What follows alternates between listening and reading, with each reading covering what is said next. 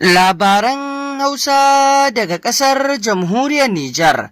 Masu saurare barkamu da warhaka, barkamu da sake kasancewa da ku cikin rahotannin labaran Hausa da muke kawo muku daga ƙasar Jamhuriyar Nijar, inda a yau ma za ku ji mu ɗauke da rahotannin labaran Hausan domin ku ji abubuwan da ke wakana a ƙasar Jamhuriyar Nijar. Karkashin jagorancin wannan mulki na CNSP, a sahun farko shugaban ƙasa Janar Darmi Abdurrahman Chani da kuma Firaministan ƙasarmu Ali Muhammad Lamin Zan.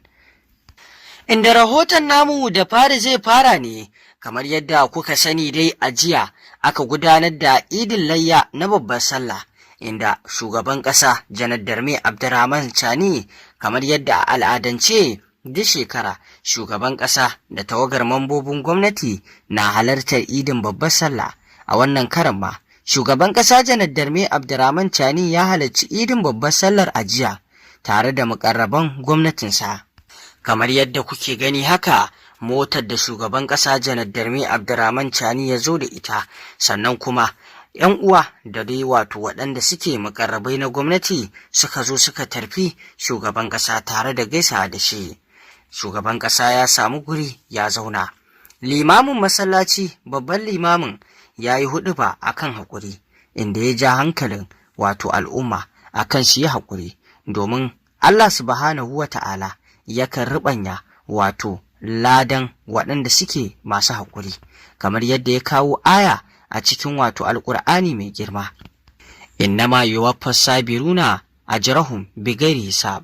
Allah yana riɓanyawa wato masu haƙuri ladansu ba tare da wato ƙiyascewa ba, wanda malam ya nuna irin yadda masu haƙuri suke rabauta. Haka zalika, kamar yadda Bahaushe ma ke cewa mai haƙuri shi kan dafa wato dutse ya sha romansa. Abin da ake nufi duk mai haƙuri to fa zai cimma babban nasara. Malam ya yi huɗuba domin al'umma su saurara kuma su sa haƙuri a cikin zukatansu. Duk wani al'amari haƙuri na tasiri a kansa, musamman ma a cikin yanayin matsi da ake ciki da dai sauransu. To mu sani cewa haƙuri shine wato abin da zai samar wa mutum wato dukkan abin da yake so. Babu wani tarihi da ya zo wanda mai haƙuri ya yi haƙuri bai ci riba. Kamar yadda aka saba wato sallar idin, an yi wannan sallar idi a kusa da shugaban ƙasa Janar Darmi Abdurrahman Chani. Akwai tsofaffin shugabannin ƙasa, inda daga hannun hagun Chani akwai Muhammad Usman, sannan kuma akwai Muhammad Isufu, wanda babu shakka waɗannan tsofaffin shugaban ne na Nijar. Haka zalika a hannun dabansa kuma akwai Salifu Jibbo, wanda shi ma ya halatta, inda babu shakka wannan sallar idi an yi shi cikin farin ciki. Inda bayan idar da wannan sallah, Sheikh Jibrin Karanta wato ya yi huɗuba, sannan ya kira hankalin al'umma akan su bada gudunmawa wajen tabbatuwar tsaro da kwanciyar hankali da salama cikin wannan ƙasa ta Jamhuriyar Nijar. Domin tsaro da kwanciyar hankali zai tabbata ne kaɗai idan 'yan ƙasa sun ba da haɗin kai, sun ba da goyon baya. Wannan shi zai sanya wato ƙasa ta samu abin da take so. Sannan kuma ya yi kira ga 'yan ƙasa, malamai, sarakuna da dukkan 'yan ƙasa a dage da karatun alƙur'ani, addu'o'i na alƙunutu, domin Allah subhanahu wa ta'ala ya kare ƙasar Jamhuriyar Nijar, ya kuma kawo mata ɗimbin arziki.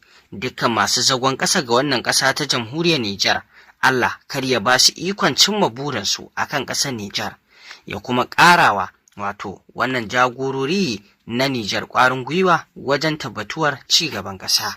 Sannan kuma Sheikh Jibril Karanta ya kuma kira hankulan al'umma na cewa wannan rana ce ta gafara, ta rahama, rana ce ta sada zumunta. Don haka a je a ziyarci 'yan uwa, sannan a duba marasa lafiya. Wannan na daga cikin abin da ya kamata a yi a cikin wannan sha'ani na babbar sallah. To, bayan gudanar da wannan idin babbar sallah da huɗuba da malam ya gabatar, shugaban ƙasa Janar Darmi Abdurrahman Chani ya huce zuwa fadar shugaban ƙasa, inda ya karɓi gaisuwar wato barka da sallah daga jami'an gwamnati, jami'an diflomasiyya da dai sauran tawagogi waɗanda suka zo gaisar da shugaban ƙasa, hatta ma da sarakuna a ƙasar. Kamar yadda kuke gani, Haka gaisawar da shugaban ƙasa yake yi kenan da tagogin da suka zo domin kawo barka da sallar su ta gaisuwa. Bayan wato al'amuran da suka gudana na sallar idi, ciki har da tsofaffin shugabannin ƙasar na Nijar duka sun zo fadar domin miƙa gaisuwarsu ga shugaban ƙasa. Wannan dai na ɗaya daga cikin farin ciki da ake yi a cikin wannan rana. Ana gaishe da shugaban ƙasa domin taya shi murna na wato idin layya na babbar sallah. To daga fadar shugaban ƙasar kuwa bari mu zarce zuwa ga Kanal Manjo Garba Hakimi, wanda babu shakka shi ma a idin wannan layya na babbar sallah daga nasa ɓangaren ya gudanar da wato wani ganawa inda ya fitar da saƙo zuwa ga al'ummar ƙasar jamhuriyar Nijar a dangane dai da wannan sallah ta layya da ake ciki, inda ya kira ga 'yan ƙasa da su dage wajen ba da goyon baya domin cimma manufofi na wannan gwamnati ta CNSP domin tabbatar da tsaro, zaman lafiya da kuma haɗin kan al'ummar ƙasar Nijar baki ɗaya, inda ya yi godiya ga Allah subhanahu wa ta'ala da ya nuna mana wannan sallah ta layya Hajji babbar sallah wadda musulman duniya ke farin ciki, inda cikin jawabin nasa ya ƙara miƙa gaisuwa ta babbar sallah ga shugaban ƙasa Janar Darme Abdurrahman Chani da kuma Firime Ministar wato Ali Muhammad Lamin Zan da sauran dukkan tawaga ta jami'an gwamnatin ƙasar da ma 'yan ƙasar Nijar ɗin baki ɗaya. Sannan ya roƙi Allah subhanahu wa ta'ala ya kare ƙasar jamhuriyar Nijar daga dukkan maƙiyanta masu zagon ƙasa ga wannan ƙasa domin su ga wato ƙasar Nijar ta durƙushe. Ya yi addu'ar Allah ya kare ƙasar daga irinsu. Sannan ya roƙi Allah subhanahu wa ta'ala wannan damuna da muke ciki ya sanya mata albarka ta zamanto wato an samu abin da ake so na albarkatun noma a cikinta, ya kuma kare dukkan haɗuran da ke cikin wannan damuna. Sannan ya yi addu'a ga waɗanda suka rasa rayukansu a ƙasar Nijar, ko da jami'an tsaro ne ko da farar hula ne, Allah ya ji kansu ya yi masa rahama. Dudai albarkacin wannan sallah ta idin layya da ake ciki. A ƙasar dai ta jamhuriyar Nijar, gwamnoni duka sun yi sallah a jihohinsu, kuma duka limamai na masallacin da suka ja sallar idi sun yi huɗuba sun yi kuma roƙi a wato Allah ya kawo tsaro da kwanciyar hankali a ƙasar jamhuriyar Nijar.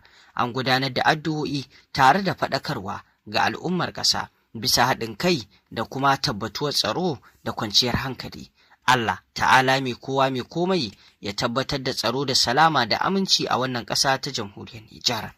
Idan kuwa muka tafi zuwa ƙasa mai tsarki ta Saudi Arabia, yayin da alhazai ke ci gaba da gudanar da aikin hajjinsu, yayin da aka yi jifan shaiɗan, wanda shi ma na ɗaya daga cikin rukuni na wannan aiki na hajji, inda babu shakka dai al'umma tawaga ta ƙasar jamhuriyar Nijar waɗanda suka halarci aikin hajjin sun yi addu'o'i tare da wato gudanar da ayyukansu wanda yake na aikin hajji. Kamar yadda aka saba dai a kullum wato ana addu'o'i domin Allah subhanahu wata'ala ya karɓa. Muna roƙon Allah subhanahu wata'ala ya sa dukkan alhazan da suka je aikin hajjin bana da wanda ma dai suka je gaba ɗaya, Allah ya tabbatar da karɓar aikinsu na haji. Mu da bamu je ba muna roƙon Allah subhanahu wata'ala ya sa shekara mai zuwa da mu za a yi. Allah ya sa halimana, Allah ya ba mu iko. Masu saurari ƙarshen rahotannin labaran kenan kamar yadda kuka saurara. Ku ci gaba da bibiyar wannan tasha tamu domin samun rahotannin labarai kan abubuwan da ke faruwa a duniya.